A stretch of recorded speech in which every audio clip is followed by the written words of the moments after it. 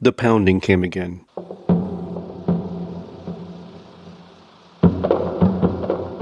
It sounded like someone was at the front door. And that was when Audrey said something I have never forgotten. She said, "That's not the front door." A sound in the dark, a door that wasn't a door, and an old house that may have remembered a version of itself that no longer existed. That's where we begin tonight. For as long as I can remember, I've been collecting stories that don't fit. Ghosts, UFOs, strange creatures, glitches in reality, the unexplained and the deeply unsettling. For decades, I've sought out these stories, listened to the people who experienced them, and written them down. I'm Scott Weimer, and this is The Ghost Collector.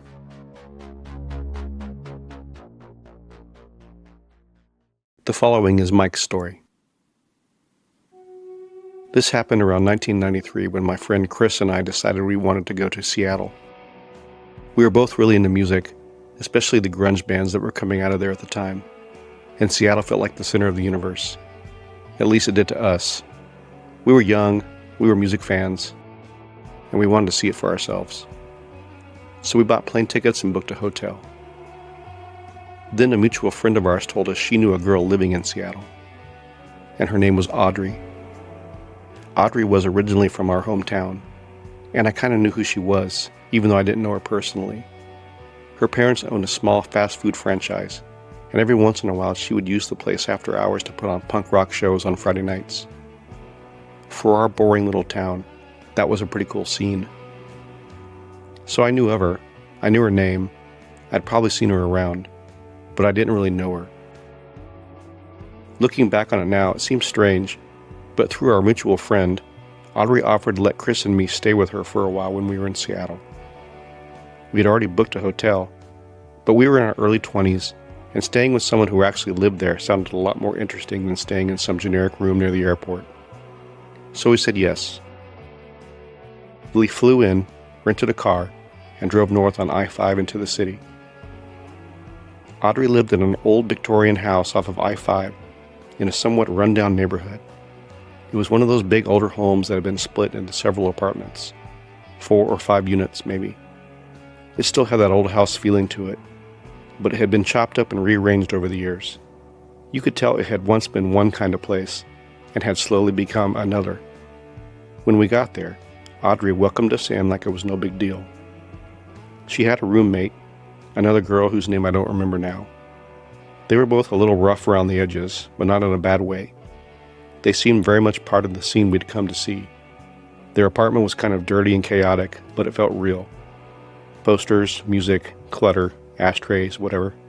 It was exactly the kind of place you would expect to land if you went to Seattle in 1993 hoping to find grunge. I remember feeling awkward at first. I was pretty shy, and there was something strange about showing up at a stranger's house and being told, "Yeah, just sleep here." But Audrey was generous. She immediately gave us the tour, drove us around, and showed us some of the famous alternative music spots in Seattle. It really did feel like we had lucked into the actual experience we were hoping for.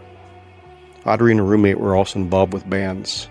I think they managed bands, or at least helped manage them, and while we were there, they had to fire one of the bands they were working with, which was incredibly awkward because Chris and I were just sitting in the other room while this uncomfortable band business conversation was happening.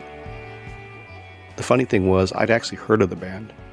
They had a song on a grunge compilation that I owned.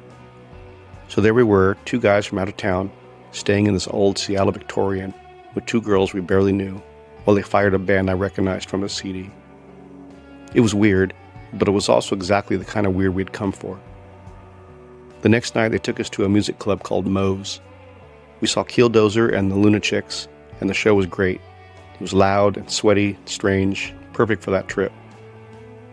Afterward, we went back to the house, walked down to 7-Eleven for snacks, and then came back and settled in for the night. Audrey and her roommate went to their rooms. Chris and I crashed in the living room. We'd been taking turns between the couch and the floor, and that night it was my turn to sleep on the floor. It wasn't comfortable, but I was 22 years old and used to camping, so sleeping on a hard floor didn't seem like a big deal. We turned out the lights and eventually fell asleep. A couple hours later, I woke up to pounding. Heavy pounding. At first, I was disoriented. I didn't know where I was for a second. Then I remembered the room, the old house, the couch, Chris sleeping nearby. And then the pounding came again. It sounded like someone was at the front door.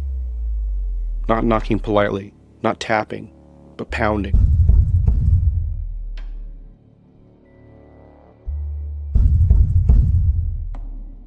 The kind of pounding that makes you think someone either desperately needs help or desperately wants to get inside.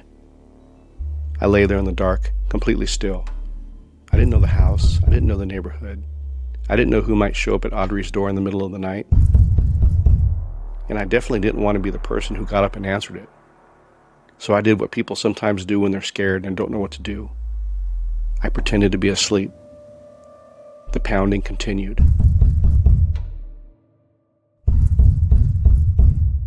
It wasn't constant, exactly. It would stop for a moment and then start again. Heavy, deliberate blows against what sounded like the front door. After what felt like 10 minutes, I heard Chris shift on the couch. Then he said quietly, "Hey, are you awake?" I said, "Yeah." He said, "Do you hear that?" I said, "Of course I hear that." We lay there for another moment listening. The pounding came again. Chris asked, "What should we do?" I said, "I don't know." Neither one of us wanted to open that door. Neither one of us wanted to ignore it either. Finally, I said, "I'll go get Audrey."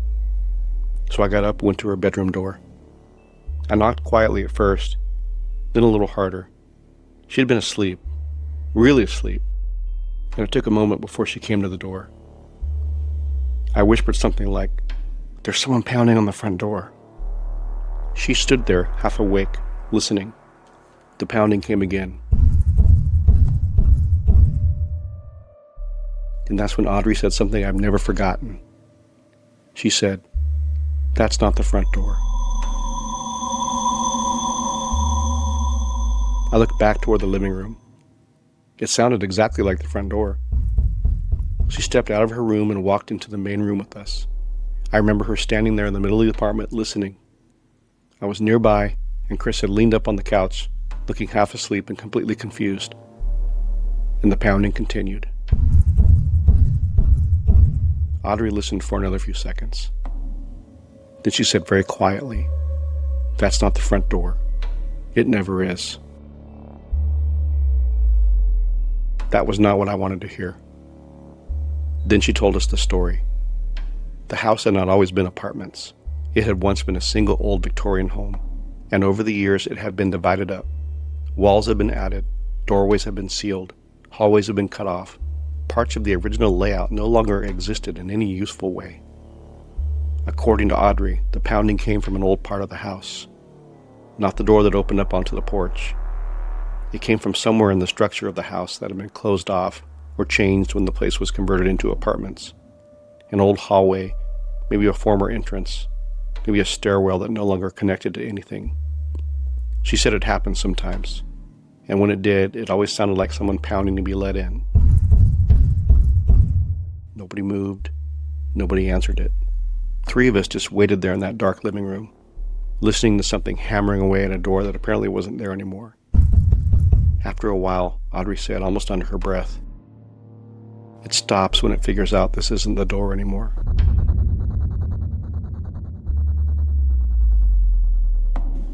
I remember looking at her when she said that. There was something so calm about it, not casual exactly, but familiar. Like this was frightening, but not new. The pounding went on for another minute or two. Then it started to slow.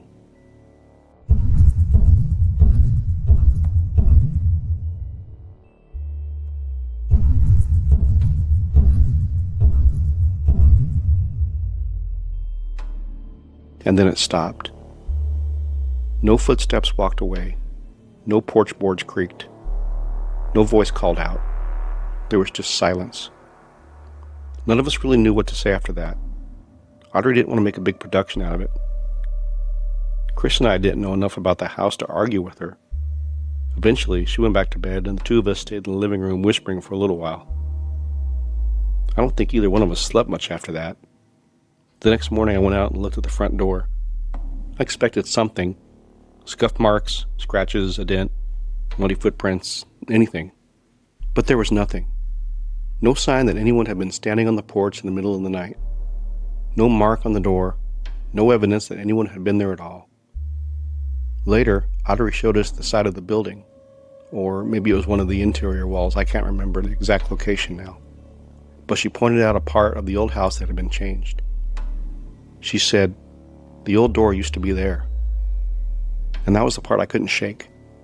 Because whatever had been pounding that night, it wasn't pounding on the door we used. It was pounding where the old door used to be. After that trip, we never really spoke to Audrey again. Not in any meaningful way. We went back home, life moved on, and she stayed in Seattle. But for a while afterward, both Chris and I received these strange chain letters in the mail. They were not signed, but they came from Seattle, so we always assumed it was her they came from. I don't know if that detail means anything. Maybe it doesn't. Maybe it was just one more odd little leftover from a strange trip to a strange house in a city we had gone to looking for music, but ended up remembering for something else entirely. Because I went to Seattle hoping to hear bands. And what I remember most is lying on the floor of an old Victorian apartment, listening to something knock on a door that wasn't there.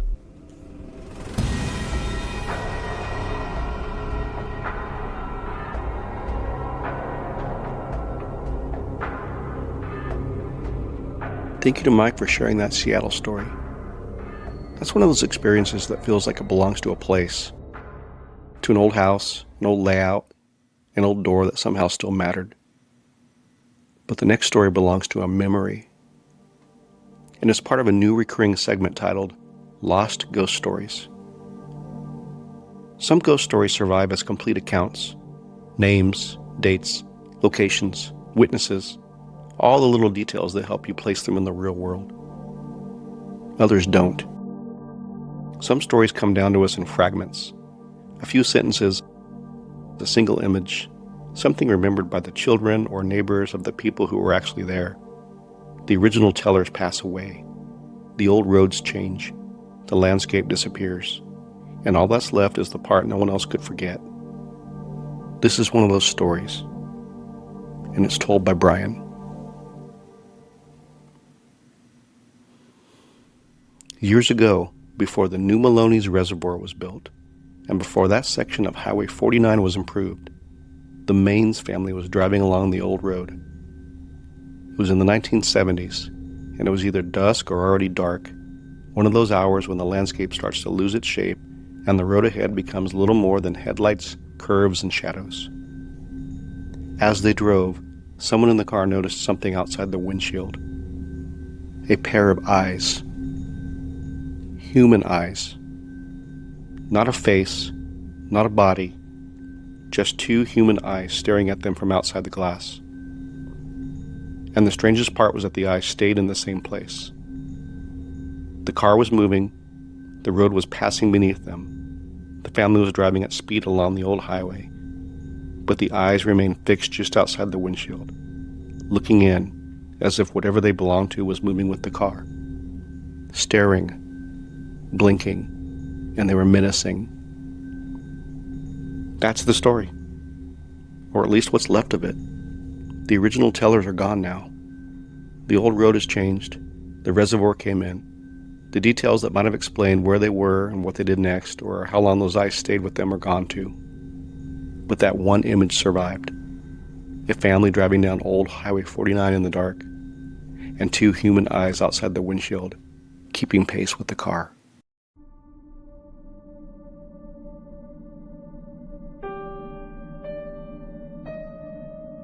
Thank you to Brian for sharing that creepy story. I love it. The floating eyes story leaves us with one image. Something in the dark, watching from outside the car. But the next story is different. The eyes are human. Or at least they seem to be. And the setting isn't an old highway or forgotten road or a place swallowed by a reservoir. It's sixth grade camp. Cabins, counselors, snowball fights, night hikes. The kind of place that's supposed to feel safe, even when you're away from home for the first time.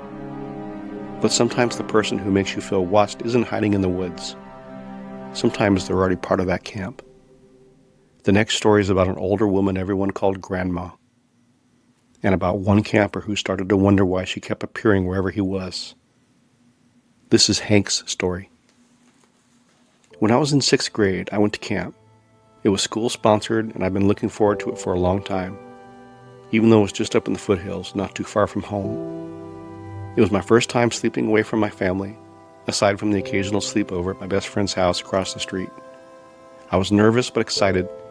My assigned cabin had one of my best friends and several other schoolmates who were friendly enough. On the first day, we gathered as the camp counselors laid out the rules, the schedule, and introduced us to key staff. There were the cooks, the aides, the assistants, and briefly mentioned, an older woman called Grandma.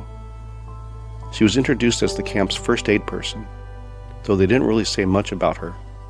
She stood in the background and gave a small wave when her name was called. She looked like a typical grandmother, small, frail, silver-haired, and wearing oversized glasses. That first night we had square dancing. Which, by the way, why was there always so much square dancing in school? Anyway, when it was over, we returned to our cabins, and the usual 6th grade boy antics played out until the counselor told us it was lights out.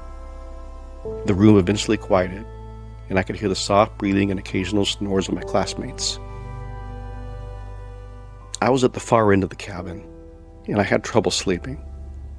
I was on the top bunk, and part of it was the bright green exit sign at the end of the cabin, right next to my feet, right in my line of sight. And part of it was just being in a strange place. I lay there for what felt like an hour, my back to the room, my eyes clenched shut against the glow. Then I heard a faint noise. At first I thought nothing of it, just one of my cabin mates shifting in their bed, or maybe someone getting up to use the restroom. But then I felt it. The bed moved. A slight vibration. But I didn't have a bunkmate below me. Slowly, I rolled over to face the cabin, and there she was. A pale, glowing green face hovered over the short wooden rail of my bunk. 2 frail hands gripped the edge of my bed, fingers thin and bony. The enormous eyes behind those thick grandma glasses widened, like she was shocked that I was looking at her. Then, without a sound, she dropped from view. It scared the hell out of me. I leaned over the edge of my bunk just in time to see a white nightgown shifting across the cabin floor. On all fours, she moved fast, too fast, scuttling toward the main exit like some kind of insect. Then she was gone. I lay there frozen, shaking, my mind racing. What the hell had just happened? Why had she climbed onto my bed? What did she want? Eventually, I fell asleep. The next morning, my cabin was up early. It was our turn to raise the flag. As we stood outside in the cold, I scanned the campgrounds, searching for Grandma. But she wasn't there. I didn't see her at breakfast. I didn't see her at all that day. That night, nothing happened. No sign of her. I started to think that maybe I imagined the whole thing. But the next afternoon, during a snowball fight in the big clearing, I saw her again. The camp leaders had come outside to watch, standing around in their jackets, smiling as we pelted each other with snow. And there, half hidden behind a tree, was Grandma. She was staring at me. My stomach tightened. I tried to ignore her, but when I threw a snowball at a friend and he ducked, the snow smacked against the very tree she'd been standing behind. But she was gone. The following day we did a sensory walk. We were blindfolded and made to follow a rope course, using only touch to understand our surroundings. Camp counselors guided us at different stations, explaining what we were feeling. At one point, cold hands wrapped around mine, guiding me along the rope.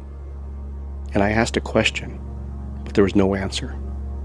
The hands guided me forward, insistent, and they were very cold. I swallowed hard. Hello? Silence. I wanted to rip off the blindfold, but I didn't. I was just a dumb 6th grader who thought I had to do everything I was told. So I just kept moving.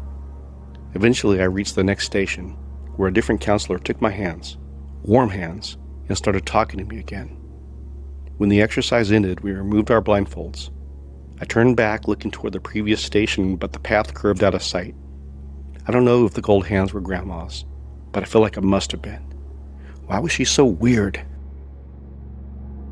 That night, we went on a night hike. The counselors taught us how to walk silently like Native Americans and pointed out constellations with a bright flashlight.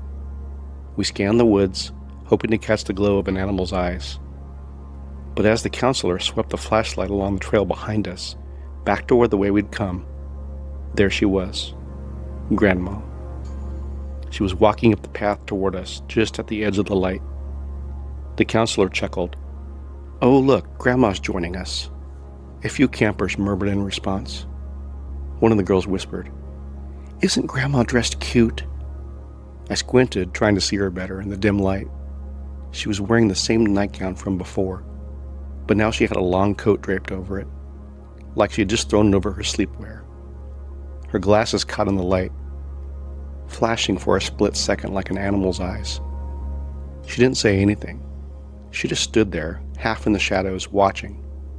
The counselor continued to talk about the stars, moving the light back toward the sky. I turned my head to follow it, but something made me glance back toward the trail. Grandma was gone. I looked around. She couldn't have just disappeared. The trail was narrow, and the trees weren't thick enough for her to hide that quickly. I nudged my friend. "Did you see where she went?" He looked over his shoulder, confused. "Who?" I didn't answer. I just faced forward and kept walking, the crunch of boots on dirt and pine needles mixing with the counselor's voice. But the rest of the hike, I kept sneaking glances behind me, half expecting to see her again. I never did. But as we reached the cabins and filed inside, I hesitated before climbing into bed. The room was dark except for the glow of the exit sign. The other boys were already settling in, whispering and rustling in their sleeping bags. I laid down, pulling my blanket up to my chin. Just before I closed my eyes, I heard something soft. A creak. A shuffle. Like someone walking just outside the cabin. There was a short, narrow window just above my head.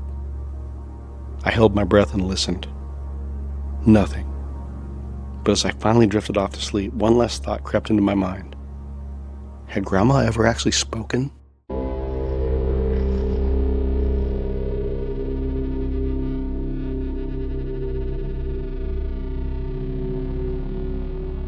There's something especially disturbing about a face that stays with you.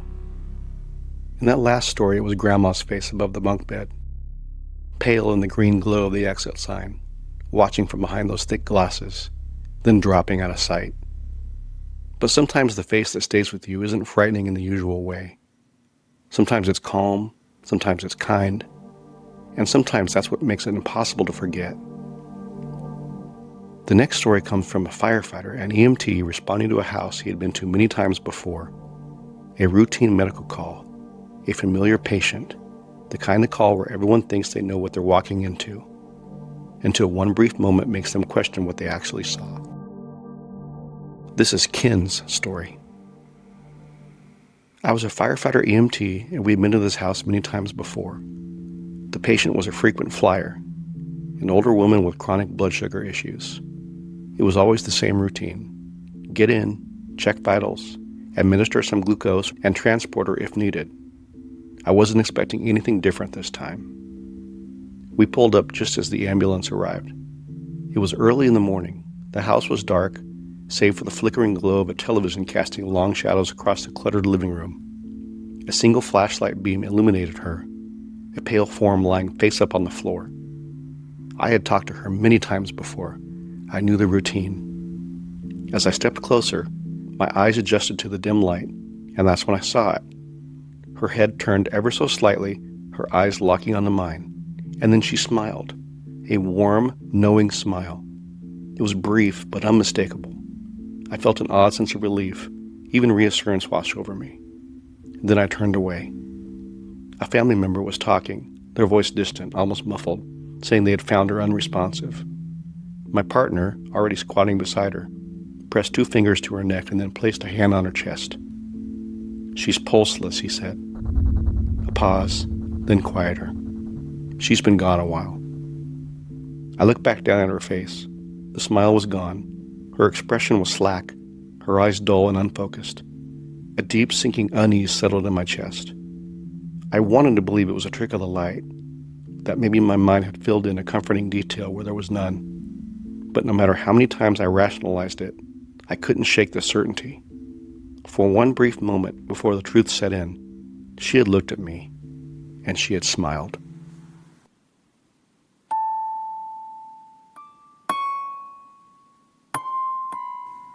Thank you to Ken for that story. Some stories like that leave you with a question. Others leave you with an image. A woman on the floor of a dark living room, a television flickering in the background, a smile that seemed to appear before anyone in the room understood that she was already gone. Maybe it was a trick of the light. Maybe it was the mind trying to find comfort in a difficult moment. Or maybe, for one brief second, something looked back.